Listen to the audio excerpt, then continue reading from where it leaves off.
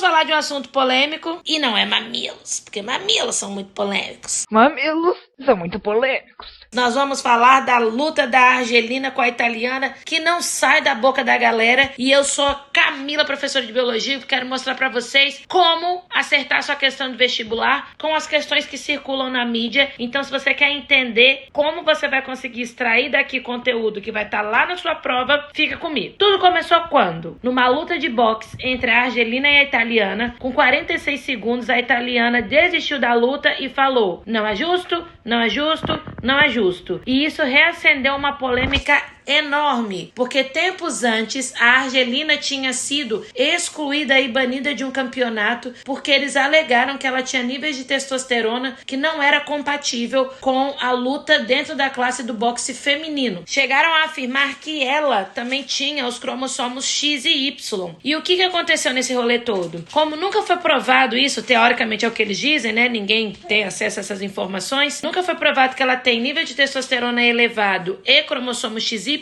Nas células dela, foi liberada a participação dela na luta, né, na parte do boxe feminino. E o que está se questionando é que ela tem um nível de força muito maior do que qualquer outra competidora. A gente não tá aqui para julgar o certo e errado, se isso vale ou não vale, se ela é uma mulher cis ou não. Eu quero saber de vocês uma coisa: o que determina um sexo numa pessoa? E é isso que nós vamos falar. Então, se você quiser aprender para sua prova, é agora o pulo do gato, hein? Para quem não sabe, a determinação sexual na espécie humana, ela é feita por vários fatores. 3 são principais. O primeiro é as gônadas externas, é aquilo que a gente já conhece. Se você tem periquita, você é menina. Se você tem trana, você é um menino. Mas não é só isso. Você também olha o sexo pelos cromossomos. Então, XX, menina, XY, menino. Mas além disso, gente, além disso, existe um gene. Como que é o nome desse gene? SRY.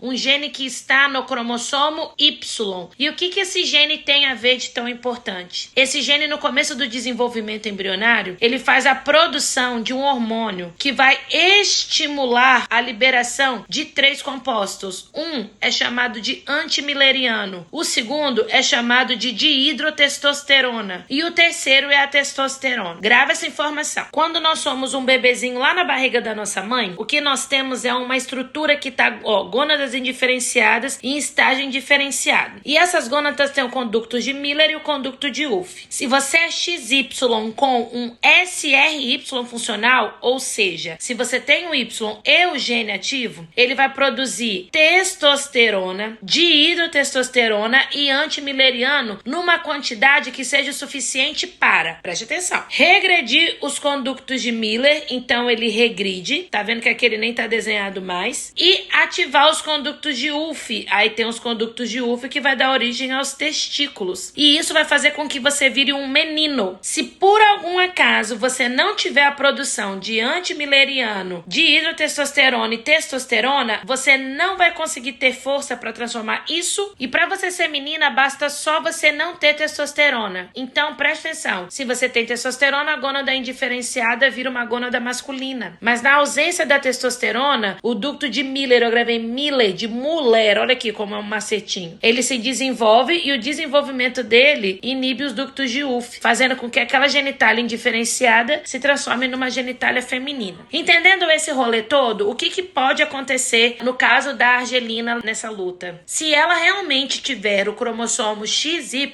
ela provavelmente tem o gene SRY ativo. Esse SRY pode, nela, estar produzindo menos testosterona do que aquela suficiente para transformar genitália indiferenciada em genitália masculina. Porém, já que a testosterona é responsável pelas características secundárias masculinas, ela pode estar fazendo com que ela produza mais testosterona do que uma mulher normal. E isso vai conferir, sim, uma vantagem dela em relação às demais competidoras, uma vez que uma dessas características sexuais que é afetada é a força muscular. Agora, para saber se isso está acontecendo ou não, tem que fazer um teste muito mais acurado e muito mais preciso do que está sendo feito. Eu quero opinar se isso é certo ou não? Não, porque afinal de contas, cada cachorro anda dentro da sua caceta.